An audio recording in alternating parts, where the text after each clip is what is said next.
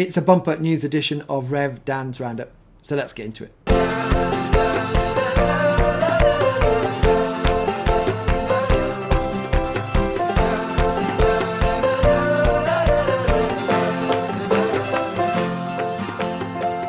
Hi, welcome to the channel. My name is Rev Dan. I'm a vicar in the Church of England, and this is Rev Dan's Roundup, where I look at what's happening in the Christian world. It's a bumper edition, as I said at the start. Lots to go through. Haven't done this for a short while. It's been quite busy. Now we're into the Advent period. We're coming up this Sunday, going into Christmas, so that's all exciting. But so just to warn you, this is a one take because, again, it's just so busy. So bear with me as I go through all the stories. A couple of things to give you a heads up on what's happening in my world and with the channel and all those things. I started a WhatsApp channel which I'll be using. It's just setting up at the moment. It's just sitting there. Go join that. The link is down below. As I'll start communicating in the week. Things are going on and commenting that way. Also, I'm looking at what's it called? Substack. Going into the new year. So again, a link down below to go join that. Don't subscribe to it as paid yet, just subscribe to it as free. So it's sat there and I'll be using that. Just thinking how I can develop all this going forward, future proofing what will be happening in the future in the different media that I will communicate on. And also this Sunday is, because it's the first Sunday of the month, my live stream. And on this live stream, I'm going to be invited some people, hopefully it all works, the technology works, to join me on the channel just to chat through things, what's going on in your world, what's happening, and answering questions. So please join me for that. And you can join live on the live stream to get some people on. So that should be fun. So let's get into what's happening in the news. I'm just going... I kind of trying to put stories together and grouping them because there's lots happening and some of them are related. So to start off, we've got the new deanery chapter of the City in London, which I first spoke about back in March, where the London Evangelicals are grouped around the City of London and form their own chapter, an Orthodox chapter.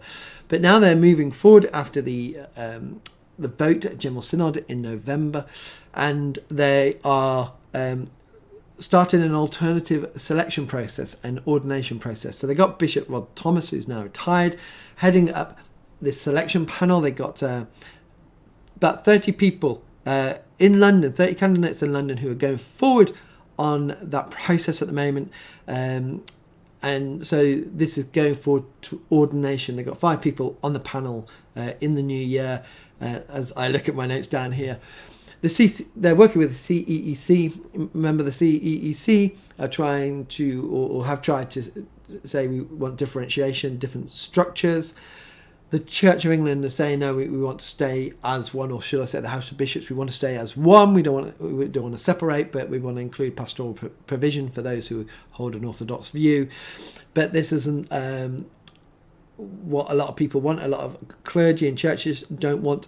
So, especially the London Deanery chapter, and I said this before with St Helens Bishopsgate, these people are leading the way. These individuals and churches are leading the way in pushing forward with now this, and the gravity. This is extraordinary. We keep going through these moments over the past few weeks, with the 12 bishops who dissented from the House of Bishops and said, we can't vote in good conscience at the General Synod because you're not following General Synod process, you're not taking the legal and theological advice seriously, it's falling short of where we should be on this process. And we had now over 160 ordinands writing to the archbishops and bishops saying, don't do this, pull back. We got ordinands not going through into theological colleges, staying back. And now this kind of alternative structure that is being set up with a bishop heading it up, looking at the selection process, where it will get difficult. And they say in the video, and I'm going to play in the video after, it's a couple of minutes long, is that they are looking at ordination, if any of these candidates get through, to be ordained at the end of the year. So I can only imagine that these candidates would be paid directly by the church and the training costs. I don't know how all that works. It'll probably come out in the wash. Because if the Church of England don't recognise this selection process, they're not going to put any money towards their training. So I can only imagine that it's the churches, the individual churches who are paying, and where probably it would be difficult because is the ordination, to be ordained into the Church of England, unless they, and I think they've done this before, get them ordained through, I think, the Free Church of England, and because the ordination is recognised by the Church of England for the Free Church of England, and they do it that way. But this is not explained fully in this video, but it very much is pushing the boundaries. And as they say in the video, if the Church of England pull back, they will either integrate what they're doing with the Church of England or completely stop it as well. But they're saying you've gone too far at the General Synod and we cannot now walk with you. We're going to create our alternative structures and go that way. Will there be legal challenges? Are there legal challenges? I'm sure there's lawyers who have been consulted on this. It's an alternative structure. If they get ordained by the Free Church of England and come in that way, and the ordination is recognised by the Church of England, it could just go forward. But it will be interesting to see the Church of England's reaction to it. But they are stepping out, and this is what again I said on previous videos. We're waiting to see. A lot of churches in the Church of England have not. They're very mixed in their views and will not be able to do this. So a lot of the Orthodox vicars will look at what's happening here and see what's happening, because we're not in that world that we can do what they're doing. So we'll see coming up next year, and I'm sure that the Church of England will push back on this, what will happen. But they are pushing forward. At General Synod earlier this month, a motion was passed which marks a clear departure from the Bible's teaching on sexual ethics and marriage. To suggest that those of us who hold to the Bible's clear teaching can walk together with those who deny it is incoherent. It's hard to express the implications of this any better than Mr. Daniel Matavu did when, as a member of the House of Laity, he said to the gathered synod that he thought we were in the business of saving people, not excluding people from heaven. There is now more need than ever for clearly differentiated structures.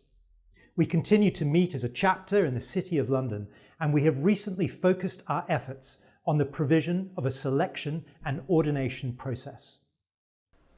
Rod Thomas, retired Bishop of Maidstone, has agreed to oversee a robust alternative selection process.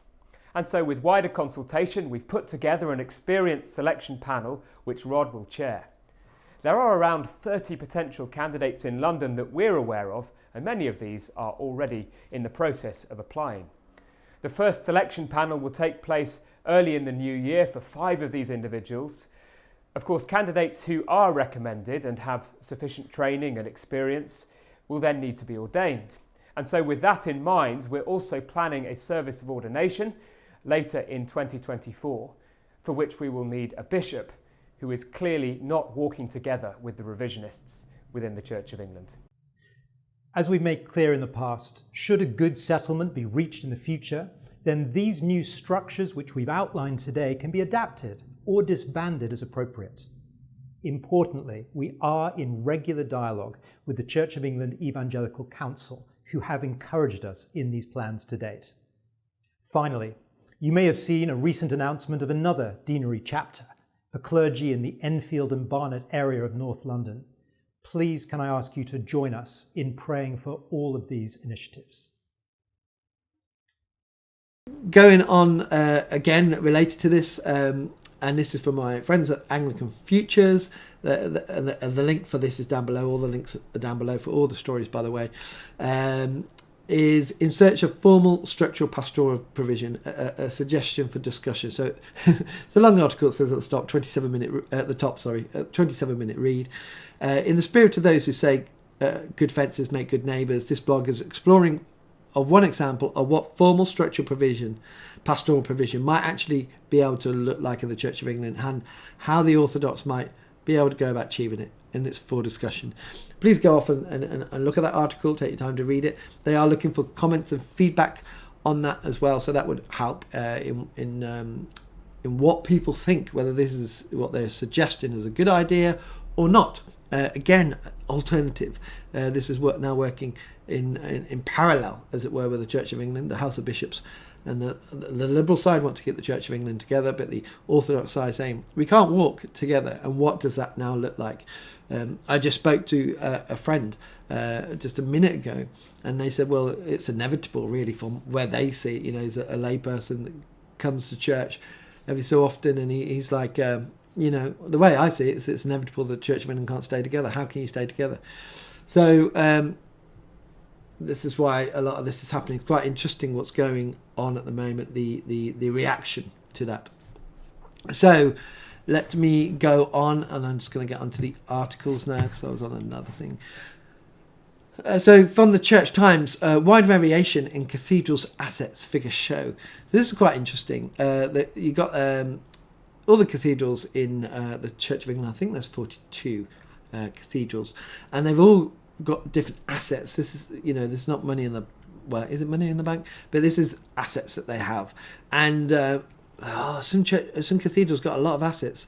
So this is from 2020. So it might have dipped. We might have had to get rid of some assets because of COVID. But Norwich top the league table with 73.5 million in assets. Salisbury 62.5 million. Followed closely by Durham and Canterbury with 62.3 and 62.2 respectively. And then you got Lincoln, York, Minster, Winchester, St Paul's, Chichester and Lichfield, all above 32.7. Lichfield is the lowest there with 32.7. But then you got other cathedrals who haven't got that much. Well, you say haven't got that much. Manchester got 1.1 million, like Wakefield 2.2, Truro 2.3. 1.1 is, I think, is the lowest. Yeah, is the lowest. So all the cathedrals lowest 1.1, going up to 73.5 million. Ooh, could you imagine being a church leader with even just 1.1 million in the bank? That would be, well, what you could do. Well, we shouldn't have that much money in the bank anyway. What we should be doing is using that for the good and for mission, and we shouldn't hold that much money. And that's one of the things, isn't it? These are assets. So at what point should you have this much money? At what point? And I remember being in churches, and that, especially during my curacy, that discussion happening. How much money should we have as a church? How much do we trust in God? And how much money should we have as a church? The church is a charity, so you have to follow the charity commission rules and have so much in the bank to keep the church running should anything happen. But quite interesting how much money is shrilling around in some of the big cathedrals there. So, and this is transparency, and this is a good thing about the General Synod, is that they've asked for transparency, and now this is coming out of that, which leads into the next story. We will be flying through on this one, sorry about that, I don't know if you heard this in where was it, in Washington, I think it was. They were, Washington Cathedral, the National Cathedral in Washington DC, were charging people to go into some of its Christmas services. I think they were charging like $7, about £5, to go into some of the Christmas services, including the communion, which is quite shocking, really.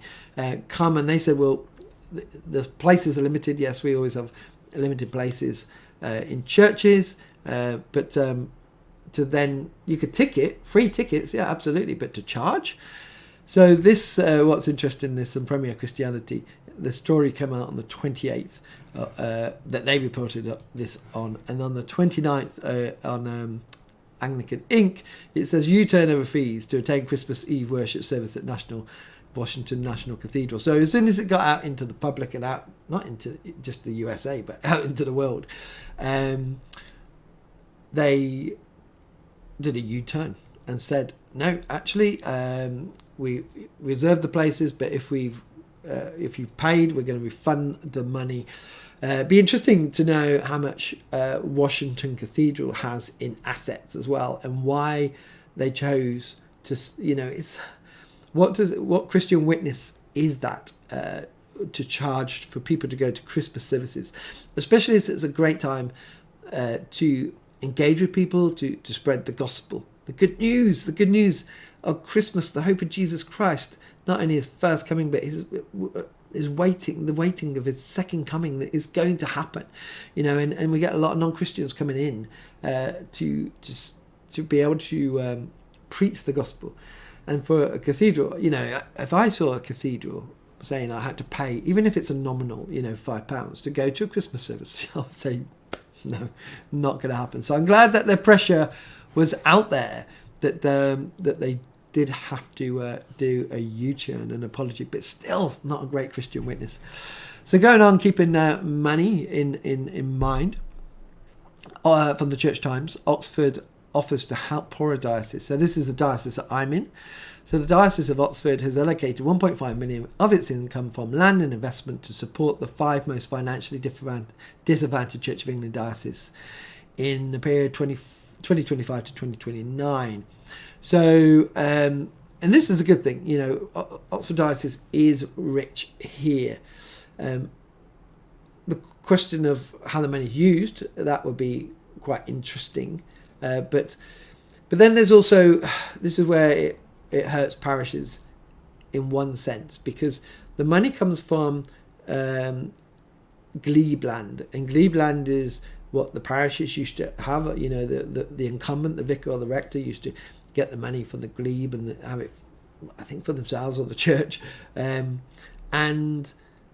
when in the 70s, when it all changed to the diocese, and the diocese took over looking after the rectories and the vicarages and the land and all those things, the diocese has the money. We do get it slightly back in parish share, but the money goes to the diocese and never to the parish, apart from a discount, as it were, on your parish share, or the money that you give to the diocese to have a vicar and for other things.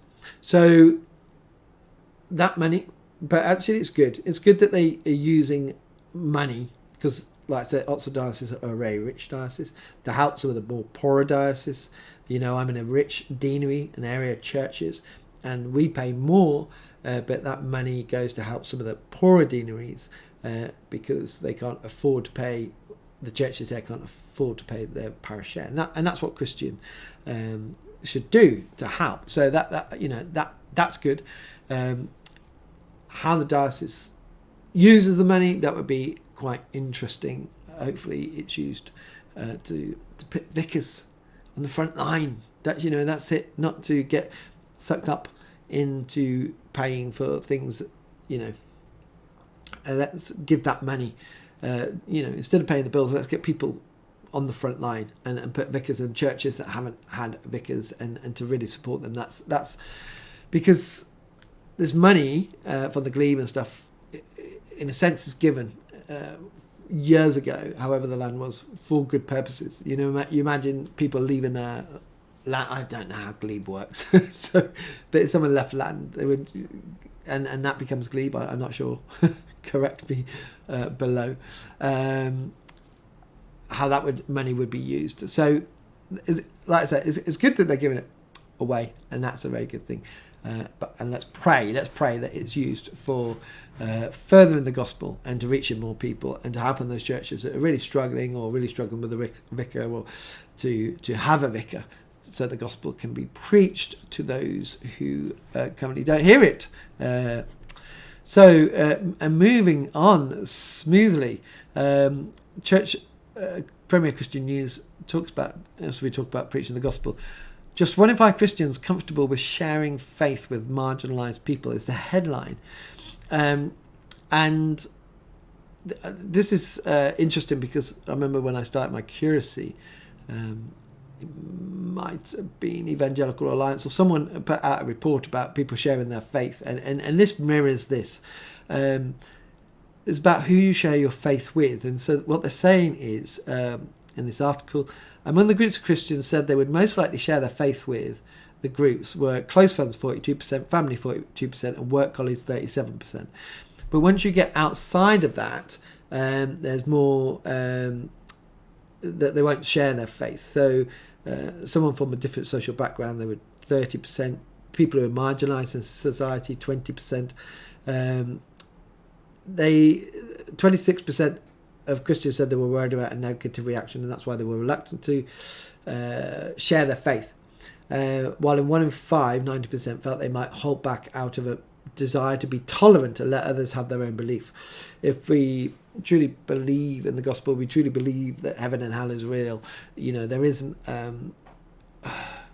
I know it's difficult because we're all human and the situation, but it goes beyond that if we really truly believe that there is heaven and hell, and we shouldn't hold back. Yes, it is easier to share with close family and friends and even work colleagues, and that's what this the data from when I was in my curacy said. Most people share their faith with family and friends and even colleagues, but not with neighbours and why? Because we don't know them. So my challenge back then was get your work colleagues and your neighbours to be your friends. So I bet you if we broke down the work colleagues thing, it would be the ones that we were getting on with better. But that's Christian faith, isn't it? It's about relationship. It's about relationship. And of course it's easier to share the gospel because we share our testimony. We speak about how our life has changed. We can speak about more intimate stuff in our lives as we speak into people that we know, and they know us, and they're learning about our history and how did you become a Christian, and that can happen with people we don't know, but you spend more time with those people that you do know, and it's not just a one hit, is it, for people to come to faith? It's amazing if that happens, but it's over a process of time. And so the challenge for us is, people who are marginalised in society and people we might not feel comfortable with sharing from a different social background. It's about getting to know them and sharing life with them, through meals, through friendship. So we move from that point of not knowing someone, and it's quite awkward, to a point of knowing someone, and it's actually becoming quite natural to share the gospel. So what this shows for me is, and by the way, this is from London City Mission, who set up this study, shows to me it's the gospel, really, and speak about the gospel in many cases is about relationship, and we got to be really, thinking how we can build up our relationships with people so we can then share our faith. Which also leads on to the next article. I'm trying to link all these. You see what I'm doing now. From the Church Times. Don't bother me with a funeral. Don't bother me with a funeral. Don't bother I'll start again. Don't bother with a funeral for me, says majority of poll respondents. So this poll's been done. Fewer than half, 47% of the respondents in a new poll said they would like a funeral, which is quite, the funeral. It's become about the person who's dying rather than the people who were attending. And we all know that funerals are for the grief process and people to come and say goodbye, but that's being taken away. That's a big worry for me. I lost both my parents, my dad when I was 14, my mum when I was 33, and the funeral, as hard as it is, it is part of the grief process. It's part of saying goodbye. But a lot of people don't want to have a funeral anymore. 24% of the respondents said they did not want a funeral, while 28% said they were not sure or did not know. Financial factors influence the responses, and that's a big thing because funerals are so expensive.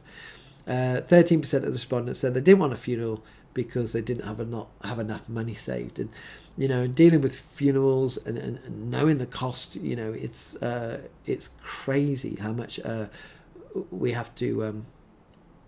People have to pay, and no wonder. But again, going back to the gospel thing from just before, we speak about our faith, but we speak about life and death, and it is part of life and what the funeral is. And we commend and commit the person to God. We it's so important saying those words. When I do the commendation in church, I'll always go in to the coffin and touch the coffin and say, because we're commending that person to God. It's such an important part of the process. And so when we speak about our faith, we speak into a society which is now saying, death is not important, I'm going to die, the body's not important, and we're going to just turn to dust and ashes anyway, and so just get rid of me. And we're taking away part of that, like I said, the grief cycle. But also we're taking away that we are made in the image of God. God created us. We are formed in the womb. Our body is important. That's why it says rest in peace. We're resting in peace until Jesus comes back. And but the body is important. We don't discard the body and not say, well, that's not important anymore. Well, it's really important. And so part of us speaking about our faith is speaking into the whole of life. And, we will get new bodies, and that will be great when Jesus comes back. But we speak about this theologically and spiritually. And so when people say, I don't want a funeral, well, what does that mean? And what does that mean from a Christian perspective? And how can we speak into that and change that? How can we help them understand that, yes, money is a factor, and yeah, definitely prices need to come down. But for people to say, as they said in this report, I think money could be better in another way. Money could be spent better in another way, that's 67%, or followed by I don't see the point in 55%, and I don't want a traditional service in 43%. How do we speak into that from a Christian point of view, and saying, funerals are so important for various different reasons.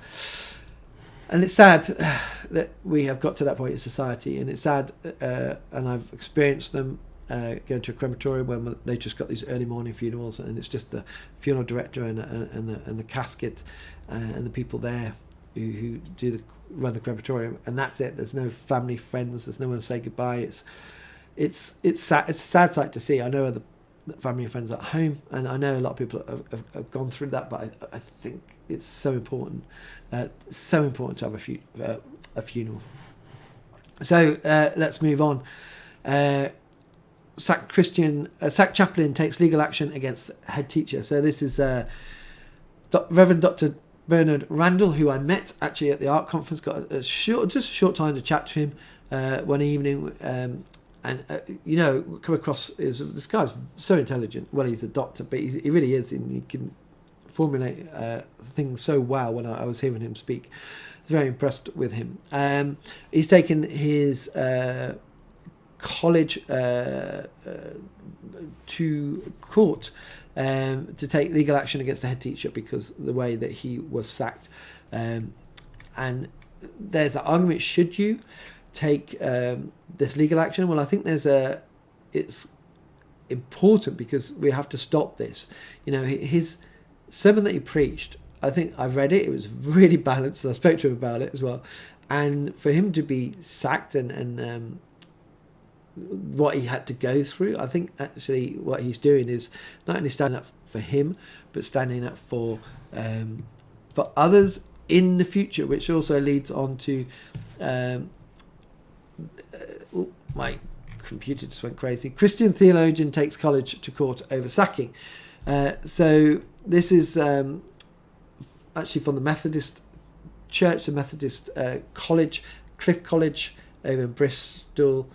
It says a Methodist institution in Derbyshire. So Cliff College sacked Dr. Aaron Edwards over his tweet, and he was referred to prevent as well. I think Bernard might have been referred to prevent.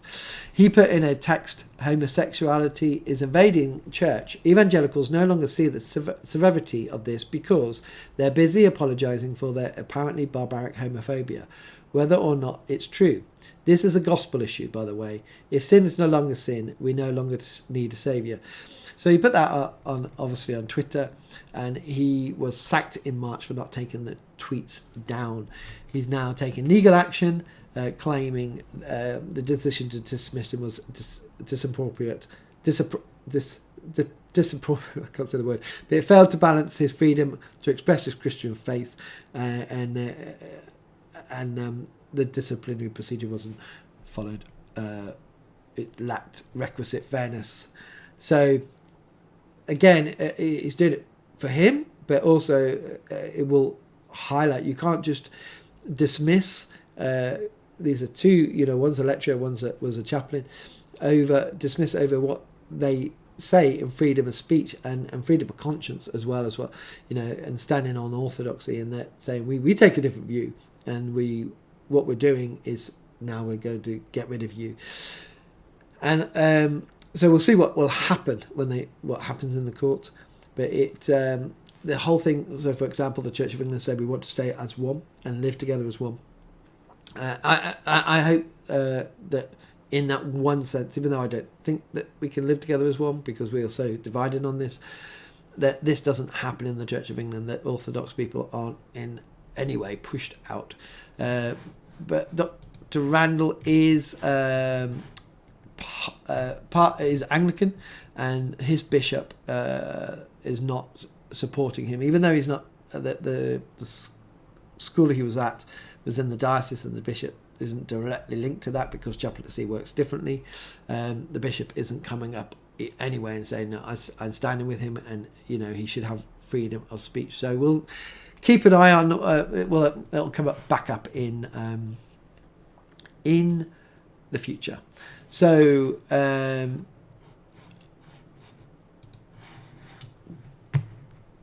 let's just finish here with this little fun story here. Clergy ranked in top 20 jobs most exposed to AI, expert says.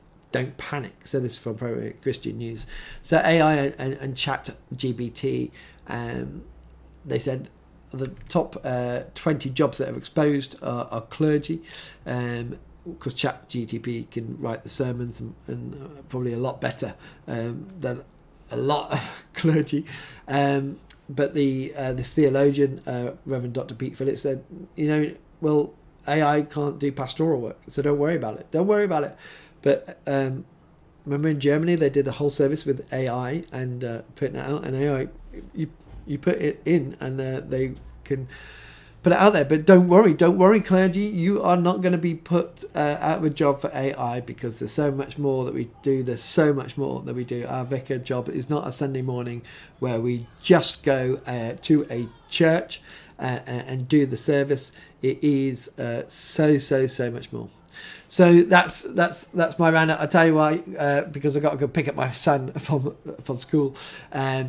Join me on Sunday night for our live stream where we'll chat and see what's going on out there in your world, and I will see you soon. Okay, bye.